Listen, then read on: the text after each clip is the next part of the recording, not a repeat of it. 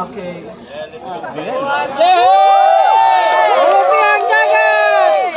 Tao lang, nagkakamali. Opo. Pero kay Presidente Duterte, hindi ako nagkamali. Kaya nandito ako uli. Katulad ninyo, hindi ba? Ang hiling ko lang po, sana magtawag tayo ng mas marami pang dating nakinabang sa pamumuno ni Pangulong Duterte. Hindi po ba? Kasi hindi lang naman kami, kayo, napakaraming nakinabang ng Pangulo ang ating Tatay Digong, lalo na ng panahon ng pandemya at lalo na yung mga tungkol sa drug-related incidents at saka mga adik, naging maluag at nakakauwi na po ng gabi ang mga babae at mga kabataan na hindi natatakot. Ibalik sana natin yon.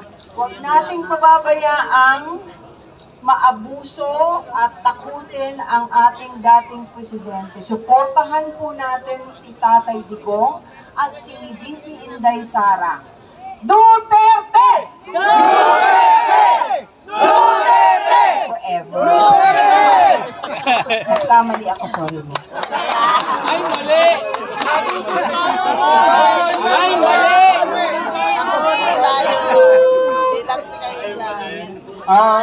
Alas 2 kasi yung filing, so sasamahan natin sila sa kabila at dyan na rin po tayo dadaan very orderly palabas ng circle pabalik ng Quezon City Hall. Maraming salamat po in behalf of King Paras, William Velez, Elizabeth and everybody else, no? Na nagtipon-tipon dito ngayon.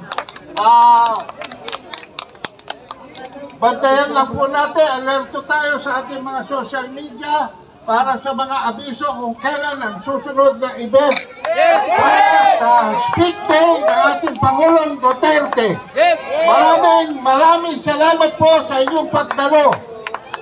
Pupunta na po tayo ngayon sa Quezon City Prosecutor's Office. Thank you. Sundan nyo lang ito, si Nolan. Siya yung mag-guide sa inyo pag ganun. Tatlo lang po. At huwag mag-uunahan. Sige po. Sige po. Si ano na lang, si Kaado ang nasa harapan. Attorney Jing Paras. Ayan. Tatlo lang po